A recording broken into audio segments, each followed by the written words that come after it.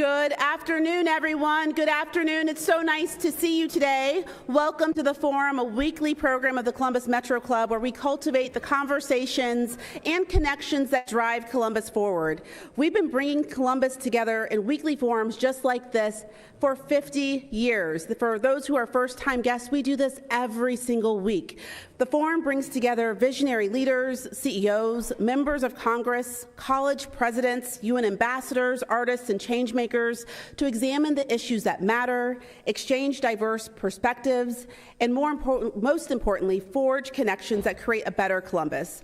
My name is Sophia Pfiffner. I'm the president and CEO of the Columbus Metro Club. And for those of you who are joining us via our live stream, welcome. We're coming to you from the beautiful National Veteran Memorial Museum and the heart of downtown Columbus. Also, I'd like to take a moment to thank our forum sponsors, Battelle, Columbus State Community College, Communities in School of Ohio, and the United Way of Central Ohio. And I'd also like to thank Downtown Columbus Incorporated for providing complimentary parking, because we all love free parking here in downtown Columbus. A huge and big thank you to our presenting sponsor of our live stream, the Center for Human Kindness at the Columbus Foundation, and our live stream partner, the Columbus Dispatch. And again, we're so grateful to the National Veteran and Memorial Museum for not only hosting us, but being a tremendous partner in our mission. Every single CMC forum takes a village, so let's give a round of applause to all of those individuals and organizations.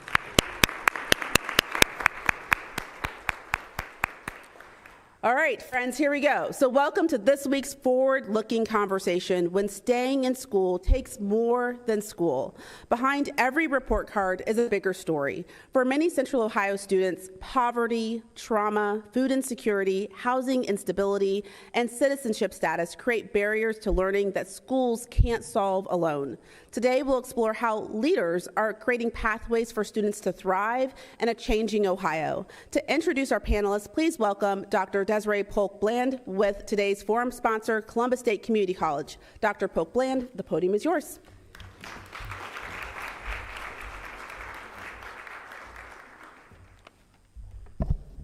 Good afternoon, everyone. I am Desiree Polk-Bland, and I have the honor of serving as the Senior Vice President for Student Success at Columbus State Community College. I also have the honor of introducing this amazing panel.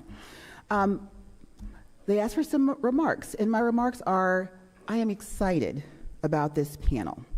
The work that Columbus State has done for a very long time now. We're on this journey of student success, and we talk a lot about non-academic supports, right? Like non-academic, but food insecurity, housing insecurity, technology, right, are all things that supports a student moving forward. So they are, to me, academic supports. And we talk about these non-academic barriers. So family complexity is a reality for many of our students, and these things make it very difficult for our students to stay engaged, to move forward in their degrees, to transfer, and to move into the workforce. And so I'm looking forward to a conversation around some systemic efforts, some community partners, what has happened that we can sustain, that we can scale, that we can move forward. And so when we at Columbus State look at this holistic support for students, we're talking about not just their academic success, but life success, and it's life outside of the institution. So are they able to sustain their housing? Are they able to have food? Are they able to have childcare for their families? Are they able to have, we a lot of times think of technology as ubiquitous. We all have a cell phone. Not everyone has that broadband access all the time, and that impacts how they can engage and stay in school. So what are some community solutions for this? So this forum brings together community leaders, education leaders across Central Ohio, and I look forward to hearing how these partners have, the community partners and school-based supports have helped more students stay connected in learning, in finishing high school, and building meaningful pathways to college, career, and their long-term opportunities. So please now help me welcome this amazing group of panelists. So first, we have Valerie Kunze, who is the Chief of Family Engagement and School Partnerships with the Ohio Department of Education and Workforce. Valerie.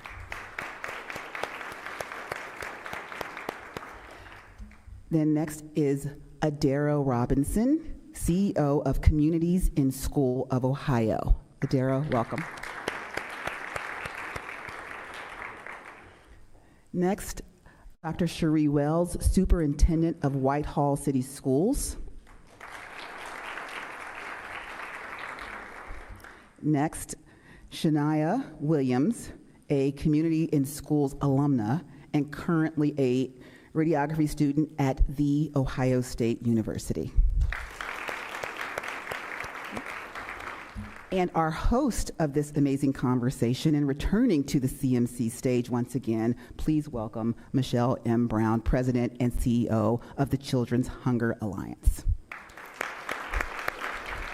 Michelle, welcome back. Look forward to the conversation.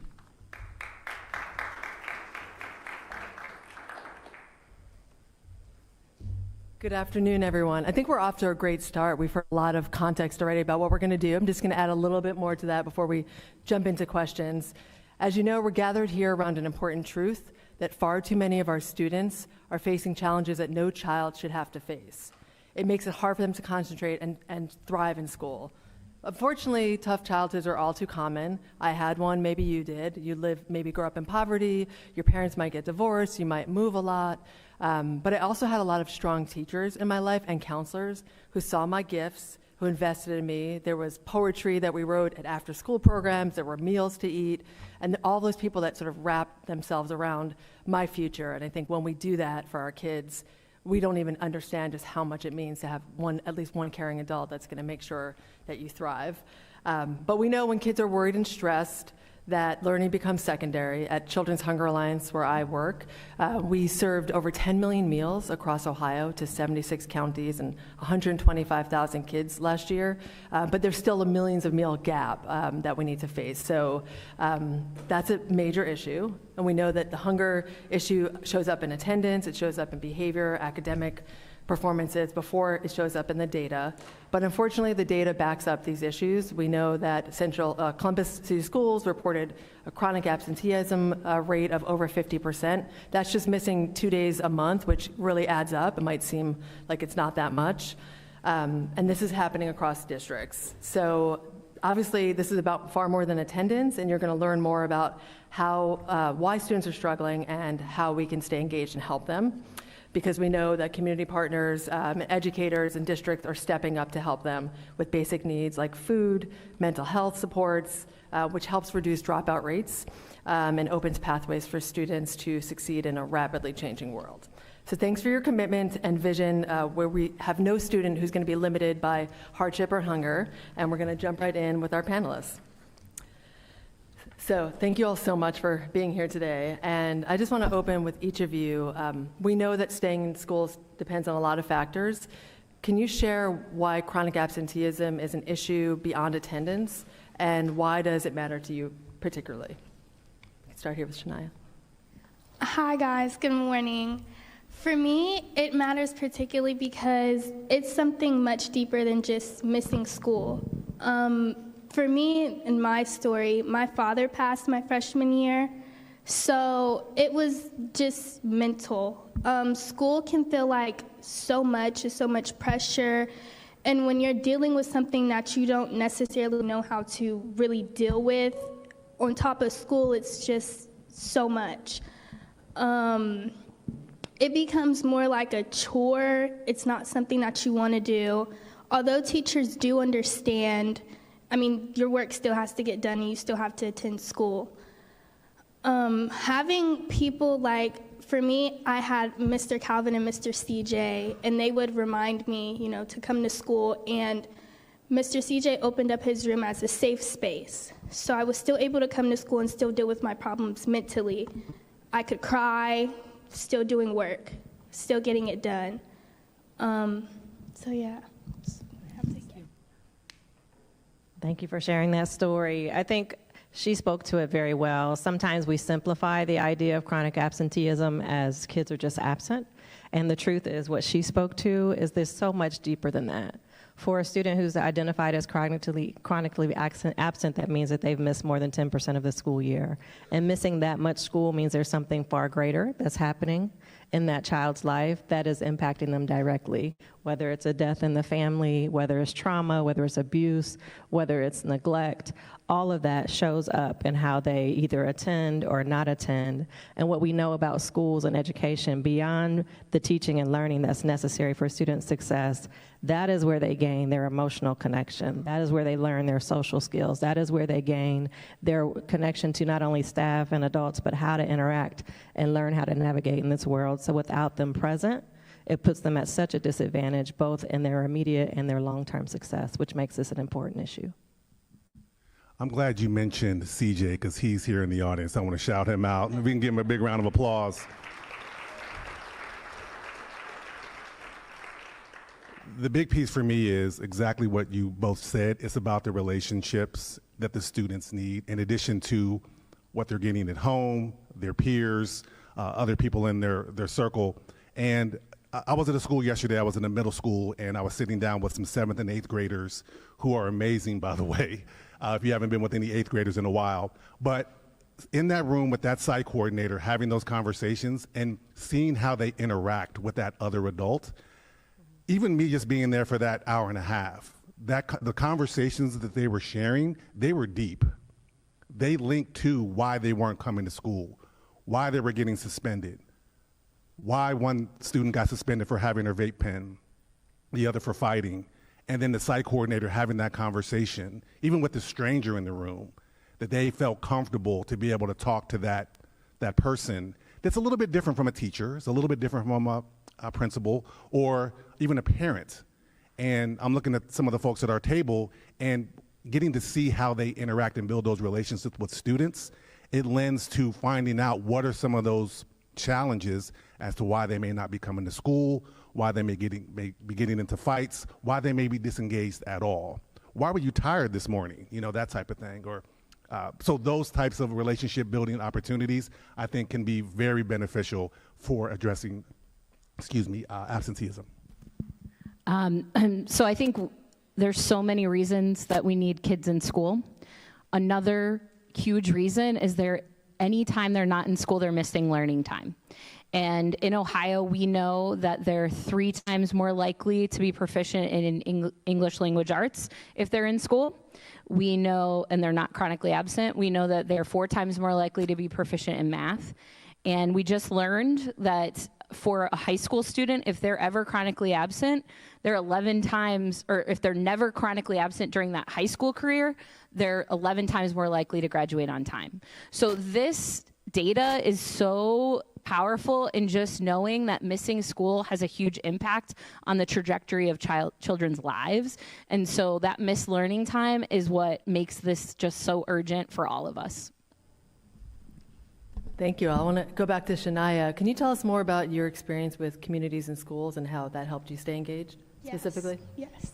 So, like I said, it felt very overwhelming to attend school. But when I did, I couldn't even get any work done. You're physically there, but mentally you're not. So, what's really the point in being here, right? CJ would come and he would ask me, even when I walked through the door, "Are you okay? How are you doing?" Those type of things.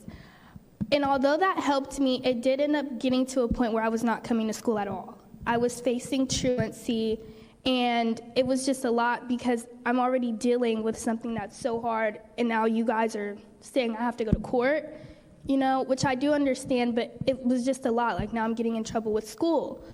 CJ drilled into me, you have to do it for yourself, So I did come to him. He would create safe spaces. And even when I had first met CJ, he built a relationship with me. It felt like I had knew him since forever, and I didn't. I'm just now meeting him. He talked to me like an adult, like a human, and I faced those problems like an adult. So now when I'm in college, I talk to my professors how I would talk to CJ, and now I'm building relationships with my professor. I could cry to CJ. He would invite other kids into the room, so now I have peers, and now we're all just talking about our problems, and we're in the same school, so now we have relationships. You build friendships. It helped more than he knew. Even to this day, I'm in college. I have so much going on, He calls me and texts me like, hey, I know you're busy, but are you okay? Do you need to talk? I have resources out there I can connect you with, things like that. And that, I mean, honestly, truly helped me so much because I was going through such a rough time. It helped me to graduate early. I pushed myself so hard. And in the middle of that, I couldn't see, I just felt like I was getting drilled a little bit, like, okay, why do I have to come to school so much? Why does he care so much? But now that I've overcame it, it's truly a blessing, and I'm so grateful.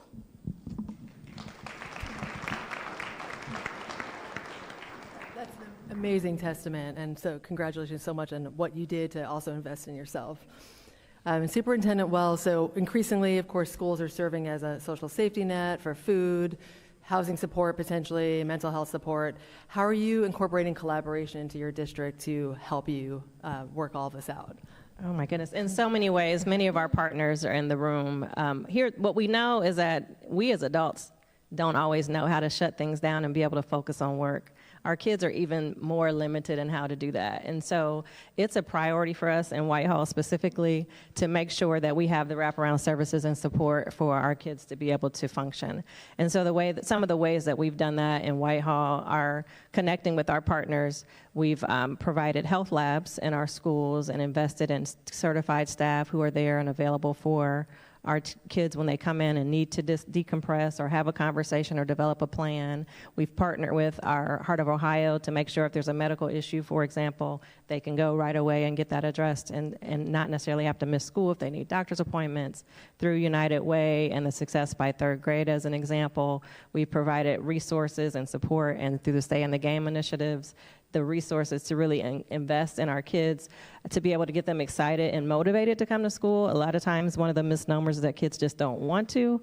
And as she shared, it's about that motivation and that connection. And so for us, it's been just really intentionality around the work and identifying the resources that we need, connecting the partners in meaningful ways, and galvanizing around a collective effort, which is ensuring our kids get connected and have what they need to be successful.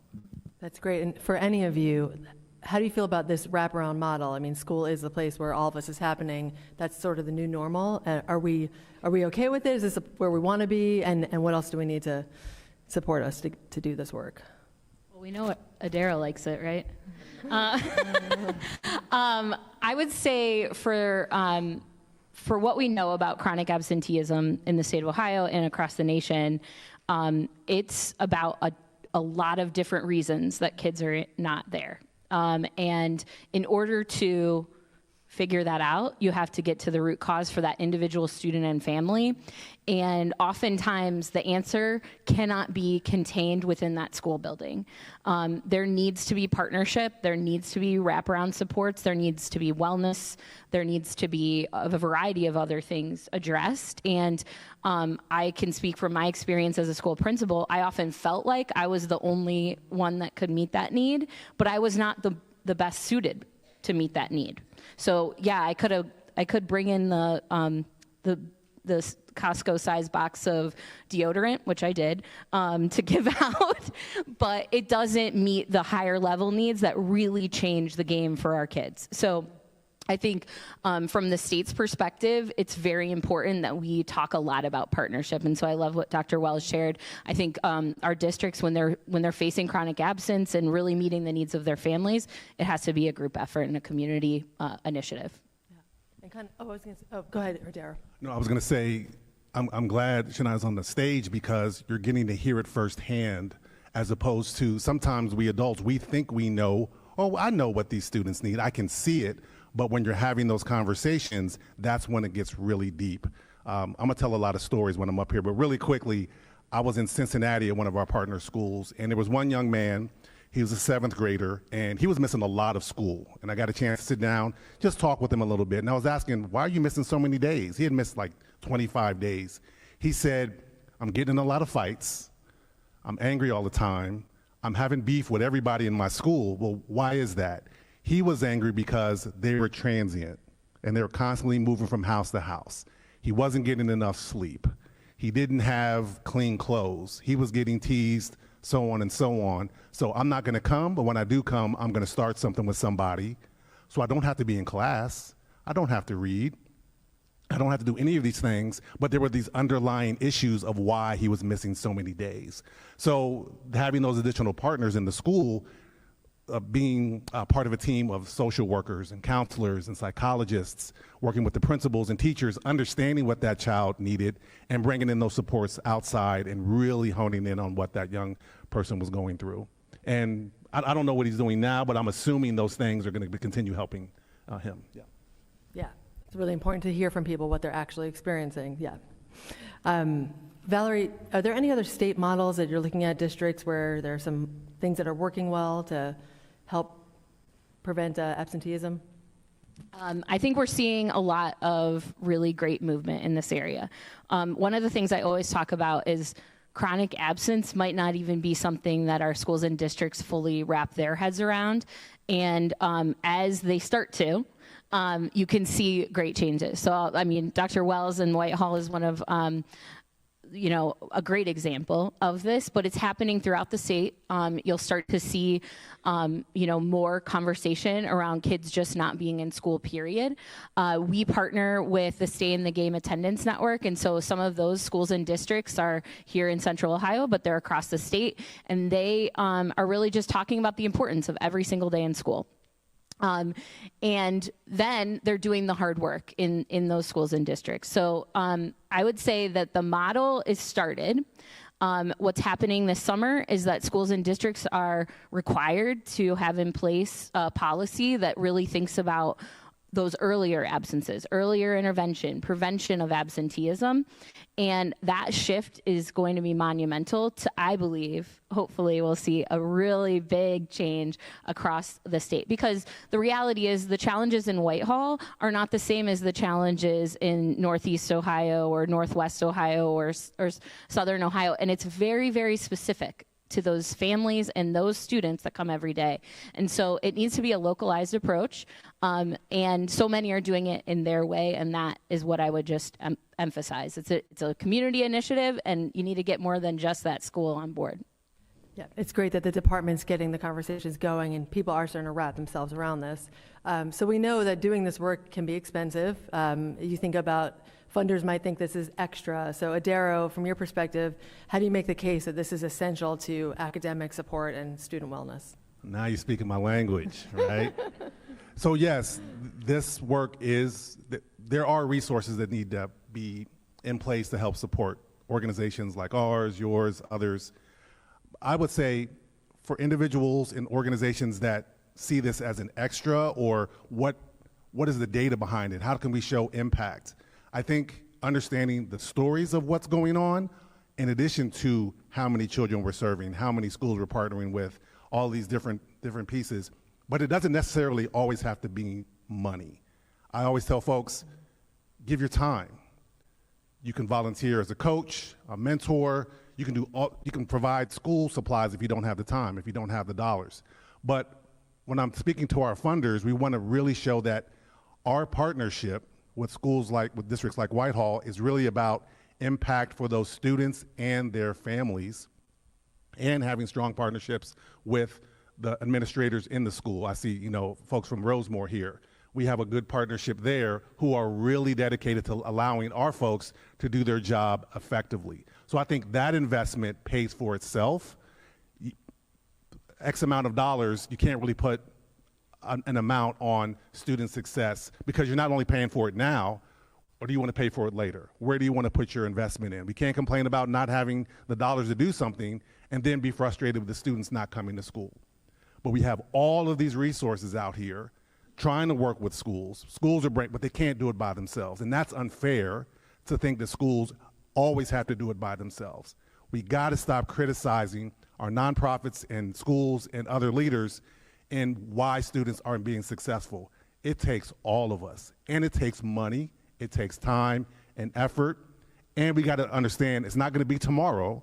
It's going to be multiple touch points to allow those things to happen. So that's how, I'll stop. Yeah, all those things. Shaniya, if there was one thing you could change in how school is sort of designed, something you could redesign to help students with food support or other supports, what would you do? I think just building a greater support system, that's really what it's about, your village. Actually, yeah, building a greater support system is about your village. Having mentors, like easier access to mentors and counselors, people who actually listen and see your greatness before you even do. So, yeah. Amen. Okay, so if you were talking to a policymaker, what kind of policies do you think need to change as well? Or is there anything in sort of that level that, from a systems point of view, that anyone on the panel would like to see change? Before I answer that, I want to piggyback on one of the things that Adero said, and I think the key message I would also add to this relative to that question for policymakers is the work of education is hard. And when you think about the role of a teacher, they go to school, to go to college, to learn how to teach reading, writing, early childhood. They don't go to school to know how to teach trauma or to know how to deal with a child who just cannot wake up because they were awake all night long, or to how to deal with a child who just lost a parent, right? And so one of the greatest investments that we've made in Whitehall is hiring a person who's dynamic and understands how to bring those resources together to support the work of teachers so that they don't have to be that person. And my person, Tracy Colson, would say, my partners are my staff. They are the team, because it does take all of us. And so what I would say to policymakers, it's not about the rules, it's about the resources. It's about ensuring that we're providing opportunities to stabilize families, not to give them a hand out, but to give them a hand up. We all need resources and support to get us to where we need to be. We've all had difficult times, and we didn't get there because the rules said we had to get there, or because this policy had said so. We got there because somebody provided the resources. So I would say to policymakers, think beyond the rule in the legislature, fund the resources that are needed to be able to provide not only the support, but the accountability, and then also be aware that it goes far beyond the data. To the point of this session today, it's well beyond what the data says. There's so many stories untold that need to be brought to the surface and addressed. On that front, are there any other myths or things, or Adero, if you had something to add there? I was going to say, I really appreciate how our school partners and principals and superintendents allow us to bring legislators into the school, because I notice many of them haven't been in the school in a long time, that didn't have to do anything with their children, their own personal children. So coming in and having conversations with the site coordinator, with the principal, seeing the school space, seeing how kids operate, how do they interact? Oh, I didn't know middle schoolers did this. Well, I had no idea. What do you all need? What are schools lacking right now? And I think getting them in those spaces, and not just, here at the State House making policy, but making policy from the location of where the students are. So if it's about chronic absenteeism, go to a middle school and spend some time there. Spend some serious time there, and you will get a better understanding, which could help inform your policy better, in my opinion. Yeah, it's great that they're coming out to visit. Is there anything else in terms of myths or misunderstandings that anyone wanted to share, or possible interventions that you're seeing? I'll just do what I always do. Chronic absence includes excused absences, unexcused absences, and suspensions. So what that should tell you is there are opportunities for improvement in all three of those categories. And I think that one of the myths around attendance is that if we get an excuse, that it doesn't count, or if it's for a good reason, it's fine. And it really just isn't. It's missed learning time. Now, every family makes decisions about what makes sense for them, but what we're seeing is overall people just are not understanding the amount of time their children are missing, the children in their community are missing, and it adds up very quickly. So when it comes to community partnerships, I think that this is another really important thing to know. An excused absence is a medical appointment, and I have a wonderful partner here, and she and I work together on school-based health centers, and I think a lot of that work Nationwide Children's is doing is to reduce that time out of school. And so that students can do their primary care visit on school campus, and that increases seat time. But are there opportunities for some of our, our doctors to just have it be raised to them, that the idea that they're not offering times that make it so that your child can prioritize school. Like, those conversations can happen at the dinner table. They can happen when you're at the doctor. But that's just one example. And so I think that one of the common myths is that we don't have a way to make a little change that could make it better. And I put out to all of you, you have something you could do today that would slightly move the dial on chronic absence. Great. So many myths that come to mind. The first is from an absence standpoint that kids just don't want to show up to school. And I think we've heard from Shaniya, it's not about not wanting, it's about having the motivation, having the desire, having the resources, having that connection to want to be there. I think that's a truth that's not told often enough. The other is that parents don't care. And I think the reality of that is when you think about, in Whitehall, we have 64 to 73% of our students who are living in poverty. And what that means is they're either experiencing trauma, they're overemployed, working 2 or 3 jobs, or underemployed. And we ourselves, many of us in the room, wouldn't have any clue how to deal with or respond to, I just got beat up, I only have $100 in the bank, I have a $500 medical bill, all the things. And so the idea that families don't care is just also another myth. And so one of our core responsibilities is to help provide that resource, provide that encouragement, provide that network to help stabilize the family so therefore they can stabilize their kids. And then the last one for me is the belief that if we just give them things, it's going to be better. Right? And for me, it's about not only the resource providing, but teaching the family, teaching the child, here's the resource, that hand up part, here's the resource, but here's what you do with it so you don't find yourself back in this situation. Here's how you deal with the trauma so that when you've experienced sadness again, you know what skills to take with you, et cetera. And so for me, those are 3 that I would share as opportunities for us to think differently about the work. Yeah, that's amazing. It makes it feel like you're not sort of othering, like you're not saying, oh, here's all the stuff, you guys are gonna be fine, but you're engaging in like what's going on and really having that conversation to support the future. What else could community members, anyone here in the audience, do to be helpful? And we talked a little bit about mentoring, coaching. Are there other things that you think would be helpful?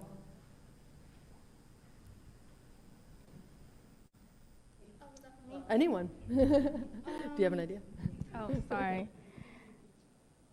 Can you repeat the question again? I'm sorry. What else can community members, like everybody here cares about this issue. A lot of you are teachers and educators and working in nonprofits. So is there anything else that everyday people can do in their lives to help, the students thrive? I'm going to say this, it's said a lot, but really just be kind. You really never know what somebody's going through. I'm not going to say give students a pass or anything, but life is hard, and dealing with something at such a young age is really hard to navigate. So just be kind and understanding. Yeah. It's a good one. Yeah. From the Center for Kindness, yeah. I have ideas for community partners all day long, but I would just say, I do think that this is something that you can look at in your own life, but also in the place that you work. You could talk to your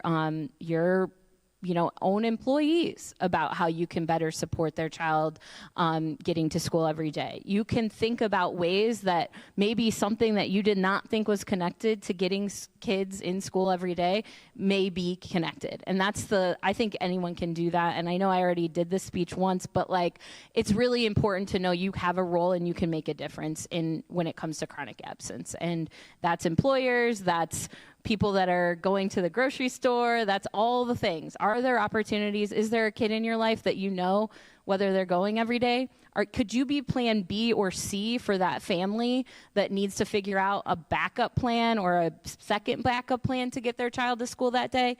Those are all just easy things that I think that we can jump into. That's great. I know. I like to think about how am I supporting my kids and their friends and that whole circle. And there's so many kids around you that you just turn around and you can be helping a kid more. So it's really, and we underestimate, although we heard it here today directly, how much that makes a difference. So did you want to add something before I would just say be that trusting adult, either for that family member or for that child, and really work at how we can stabilize families, and most importantly, believe. Our kids are amazing and super intelligent and bright, and despite how they may be presenting themselves, their current circumstance is not what they're able to accomplish. And what they need is not to be pitied, but to be challenged, to be believed in, and to be supported and provided with the structures and resources to be able to make it. Absolutely. So it's the CMC tradition to take questions from the audience. We want to hear from you. If you're here in the room, please head over to the mic with your question to Doug over here. If you're online, you can type your question in the chat. But before we toss it over to questions, which I hope I'll start to see you guys get up and ask them, I have one final question for the panelists. And actually, Superintendent Wells kind of answered this already, but feel free to add. What's one reason to be hopeful about this generation of students? Yes, for sure. They are creative. When you think about our kids today compared to us and all the access they have to resources and AI and all the things, they are creative and they are resilient. They know how to navigate this world in ways that we have no clue. And so the world is wide open to them. I'm excited about what I see every day in our schools. I'm excited about what the kids are creating and thinking and questioning. I'm excited about the advocacy, and I'm excited about the resilience, the grit that it takes to overcome life, and the challenges that have nothing to do with you but have everything to do with your parents and your circumstances mean that they can and they will be successful. And I'm excited that when you get a chance to connect with a young person and see the excitement in their face that you're interested in what they have to say and their background, they will open up to you. Like I said yesterday, I was only in the space for maybe an hour and a half. And these 4 kids gave me their whole life story, everything, all these different things. I'm like, this is amazing, only because they were spending time and people were showing interest. So just continue to do that and just listen to them and what they need. I'd love to turn the question a little bit to Shaniya and ask her to share, what should we be excited about your generation and those coming after you? We are dope. We are dope. I think we really have that hustle in us. So even when we are going through something, we do it for us. It's like, we got to get this done. We support each other. As you guys said, we come up with new stuff every day. We're dope, yes. And we believe in ourselves too, even when at times it's really hard to. We make a way, yes. Absolutely. Thank you. I'll toss it over to Doug for questions. Thank you so much, Michelle, and thank you so much to today's panelists. What a great conversation. Thank you. If you do have a question for today's panelists, please do join us here at the microphone. We'll try to get to as many questions as possible. If you're watching today's forum on YouTube, type your question into the chat. We'll try to get to as many of those as we can as well. Great questions at CMC always have 2 things in common. They can be asked in just a few seconds. And what punctuation mark does a question always end with? I'm saying this to a room full of teachers here. What punctuation mark does a question end with? They end with a question mark. Yes, they do. They're not statements. Thank you very much. I'm going to launch us off with this one.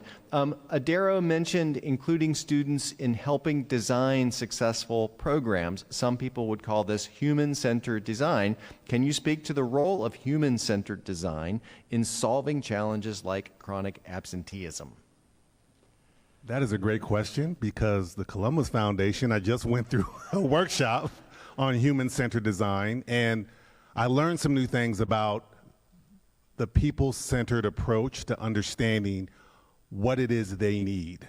And the whole process that they worked us through was really eye-opening and really getting to the heart of what that child needs, or what that parent or what that entity needs, and then creating programs and processes that address specifically what they need. So getting that, asking the right questions, and that was something I didn't consider that was very eye-opening. There's a certain way you can ask questions and to draw out what you want without making any assumptions. So if you're interested in that, check with the Columbus Foundation. They have a great program and training for that.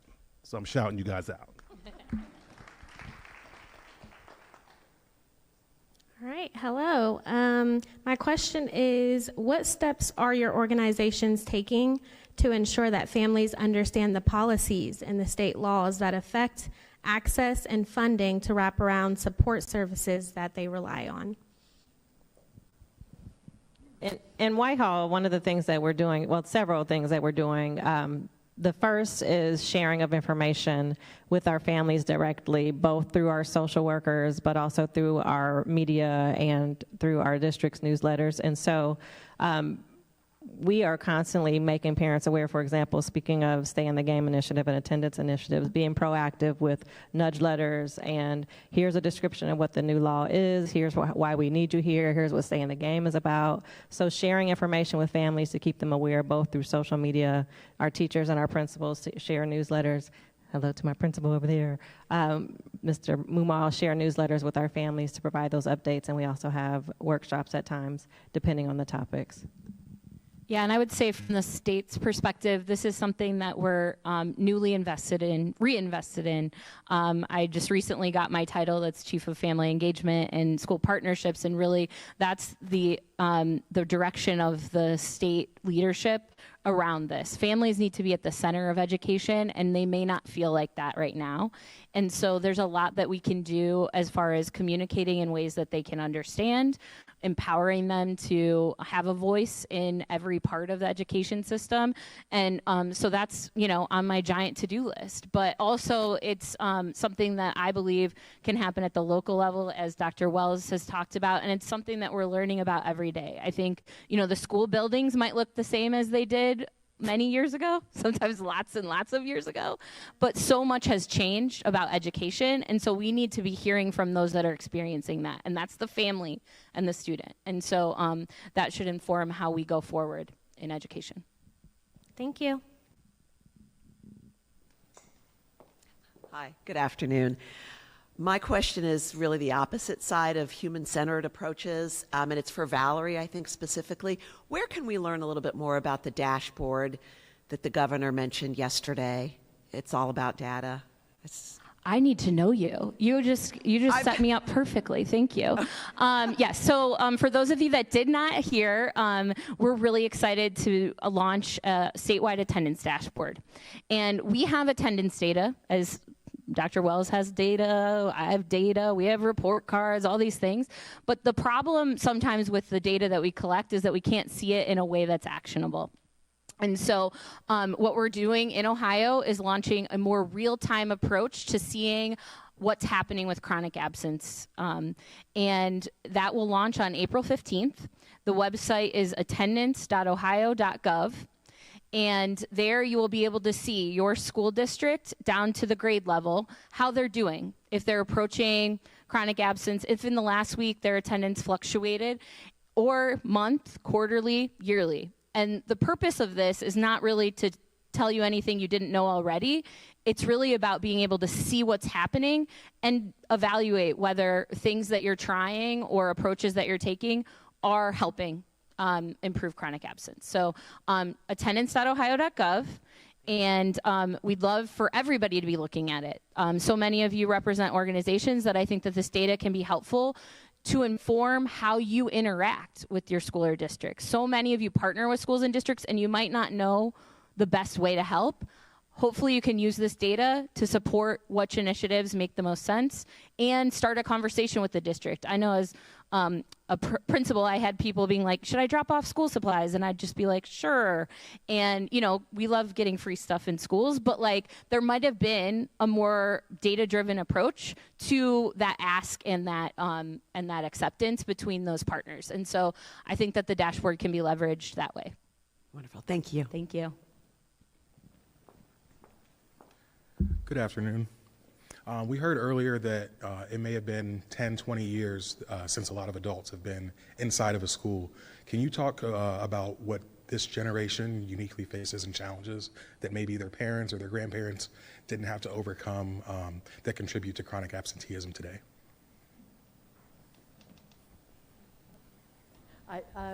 If you have a thought on that. Defer to our young person here, but of course. I think most significantly what comes to mind for me directly as it relates to chronic absenteeism, to some extent, is the social media pressure that we didn't have. And the pressure comes in multiple ways. It comes in by way of bullying, it comes by way of self-image, it comes by way of any slight little thing that you do, it's going to be posted or talked about or said. It comes by way of messaging just flowing freely. And so to some extent, those pressures that come by way of social media that we didn't necessarily have to navigate, our kids do to keep them motivated to want to be in the space and to connect with people. And I think that's why for us the relationships are so important and the resources are important to make sure kids know how to navigate those spaces and overcome some of the pressures that they're feeling as a result. I agree with what she said. Social media is a huge aspect.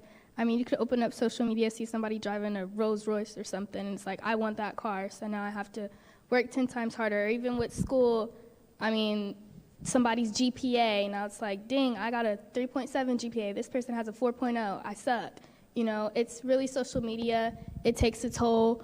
Or even, I think, well, I don't really know how you guys are brought up, but the way that we talk about things and people, we're really blunt. Our generation's really mean, I think. Yeah, that is a huge part too, so just our peers. You know, one young man told me, he said, he was an 8th grader, he said, one of the reasons why I don't come to school, because I'm probably going to get in a fight. One reason I'm tardy to class every day is if I go up this stairwell, I'm going to fight this person, so I'm going to go up the other stairwell. That's why I'm late to class every day. So either I don't come, or I'm going to come, and it's going to be conflict. That's what he said, a lot of conflict. And that's something I didn't realize was happening for some of these young folks as a result of social media as well. Good afternoon. Just want to comment, Shaniya, thank you for your bravely first-hand experience that you share with us. That's wonderful. My question is to Dr. Wells. Hi, Dr. Wells.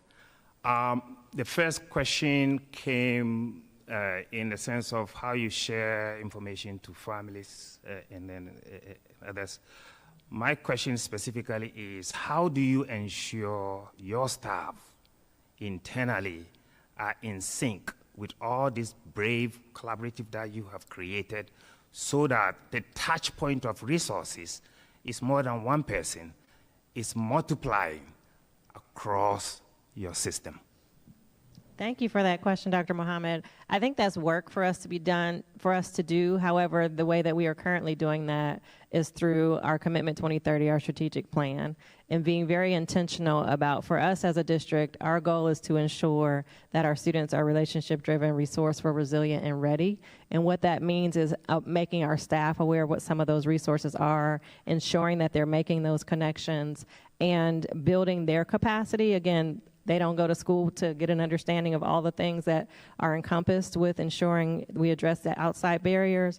But I think that we do a good job of, again, through the investment of our staffing and our health labs and our director of school improvement, making it known that this is a priority. We can't do school without this effort and without this focus. And so that is what we're doing so far, but work that we still need to do to help gain a greater understanding of that. Thank you.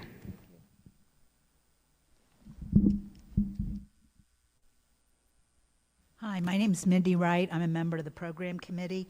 What I heard today is that people in the schools know who's not coming, and all of you have multiple ways of working with students that are based around relationships. Would you say that's accurate?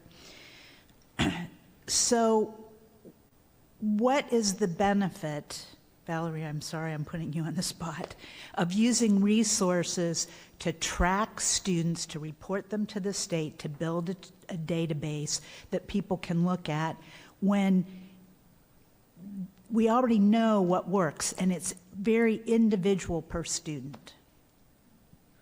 Thank you for your question. I think the way to stop an individual family's reasons for not being in school has to be individualized. However, we as a state and as a bunch of adults should have a mindset and a language that's the same. And we don't right now. So the state of Ohio, it's wonderful all of you are here. You came to something called chronic absenteeism. I'm not going to ask you to raise your hand who can tell me the definition now, but like oftentimes we're in conversations where we're helping people just to understand what it means. And so there's no change in the way that children are being tracked. There's no change in the way that any of the laws are in place related to the requirement to come to school every day. all the dashboard is really going to give us is that clarity in conversation so that we're all speaking the same language. Most of the work that we have to do as adults is change our mindset around school attendance. And that's a hard thing to do, as we know. And I think, the systems question that Dr. Wells just answers is part of that, right? Like, how do I get all the adults in my building, my district, my school in the state of Ohio to think the same thing? It's going to be, we have to be all looking at the same thing. And so the attendance dashboard is one way we're going to do that, but that is not the only thing that the state or our locals are doing to tackle this tremendous urgent issue related to absenteeism. Thank you. We have about 4 minutes left. We'll try to get to at least a couple more questions. I want to get to one from the live stream audience. J.D. Luca asks, what ways could be proposed to policymakers to change traditional ways of learning, or maybe also the traditional school day, to support students who are facing challenges of instability in homes where kids are taking on lots of their families' burdens without too much support? I actually will start this one. I've tried to avoid the ones about policymakers, but this one I think is really important that the state of Ohio is a local rule state, which means every local board of education makes decisions about attendance. They make local level decisions about what counts as school and what counts as an enrichment. They make local level decisions about what high school looks like, what options are part of high school, what counts as high school. And so what we have found is that sometimes alternate options for kids are the way to ensure that they're in school and they feel like it's meaningful and it's something they want to do every day. And so that's something that you can bring to your local boards of education. They're already thinking about it, but I think that that's something that you should be amplifying in your local context for your children. And so I'll say to Dr. Wells, I'm sure you've thought of this, right? So can you give any examples? So one of the things that we've talked about relative to this is the idea of creating flexible school days, right? And having the autonomy to, if you have a student who is working, let's say, until 2 in the morning, they have a late night shift, to what extent are we able to have them come and start their school day later and then be able to gain all their credits, or to what extent can they have online learning or have work-based experience count for instruction? And so I think in those respects, there are some serious conversations that need to occur about how do you maintain the rigor and the expectations of what we want all students to learn and be prepared to do, while also allowing and creating a system. As you mentioned earlier, our schools look very much like they did 100 years ago. And to what extent should they, right? And so being willing to have the critical conversations, being willing to think differently, being willing to loosen up or provide some autonomy for districts to make those individual decisions, but also, even more importantly, creating the policies and structure to be able to fund and support those changes is critically important. And continuing let me say this, even for the people who are in the room, and continuing to fund and establish policies that support these outside entities and community-based organizations to be able to support the schools directly, both the funding and the policy to allow that to continue at a greater level.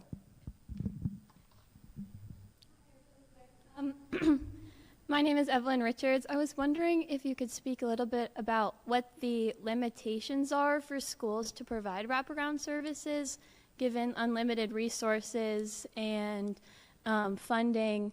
Is there a maximum amount that the schools can do, and what kind of services could other departments or other services be provided outside of the school?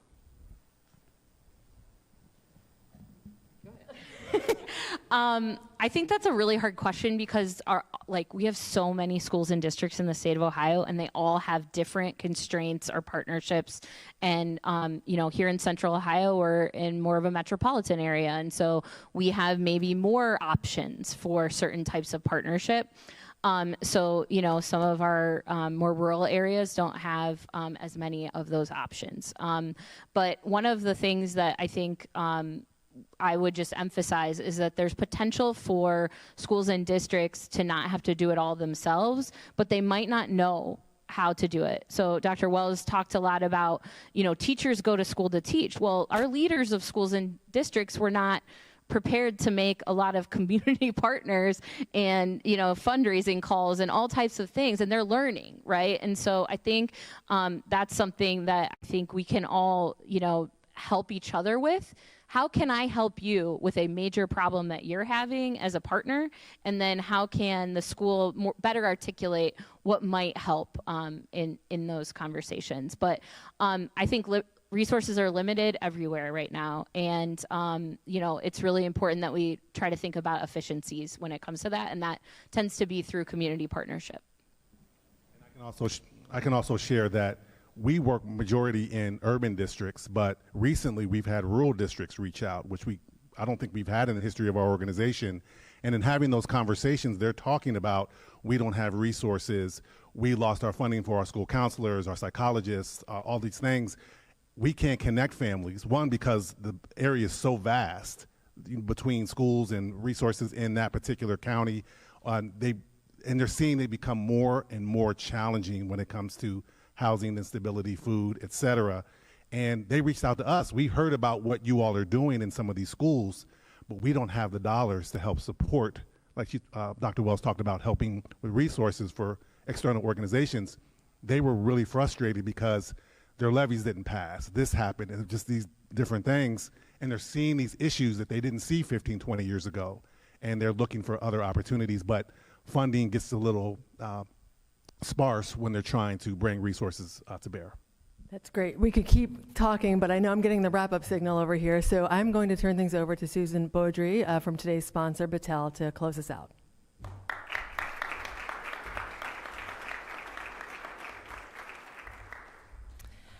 Good afternoon. Battelle is thrilled to be here with these wonderful representatives from our schools and the supporters who support them on a daily basis. You've heard Stay in the Game mentioned a couple of times today, and the Stay in the Game Attendance Network that I direct is a group of 247 Ohio school districts representing about 600,000 students in our state. That's about a third of our students, working together to dramatically decrease chronic absenteeism. And we're doing that by connecting systems across the states. What is really important, and what you've heard today, is that it takes a village, it takes all of us, it takes a team in order to make this work. Schools cannot do it alone. And at the Stay in the Game Network, what we do is professional development, help schools build positive attendance campaigns, help them look at their data and do a lot of other work so that they can focus on the hard work within the school and connecting with their students and families in a more systemic way around chronic absenteeism. But there's more. Battelle cares about this not just because it's a good thing to do and it's the right thing to do, but also because our education work is about really changing systems and bringing our students up to be all that they can be. And selfishly, as the world's largest scientific and research organization, we need a great workforce to hire, and that means bringing every student forward. What we didn't mention today is that the number one predictor of workforce success is not grades, it's school attendance. So no matter what path a student chooses, it's their attendance that actually is one of the predictors of success for them. First, I want to thank our sponsors today, Battelle, Columbus State Community College, Communities in Schools, and the United Way of Central Ohio. Thank you to Downtown Columbus Incorporated for providing complimentary parking today. Don't forget to get validated. And thank you to the presenting sponsor on the live stream, the Center for Human Kindness at the Columbus Foundation, and our live stream partner, the Columbus Dispatch. And a very special thank you to our panelists today who have really shined a light on everything that is happening. Thank you to Valerie, Adero, Sharee, and thank you so much for sharing your lived experience with us, Shaniya.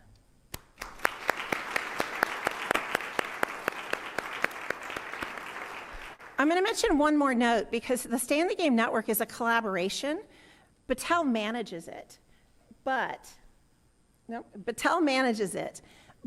what we also do is work very closely with the Department of Education and Workforce, Harvard's Proving Ground, and our sports teams. And in this region, the sports team that is involved and supporting the work here is the Columbus crew. So shout out to the crew and all they do to pump up students and give them great experiences.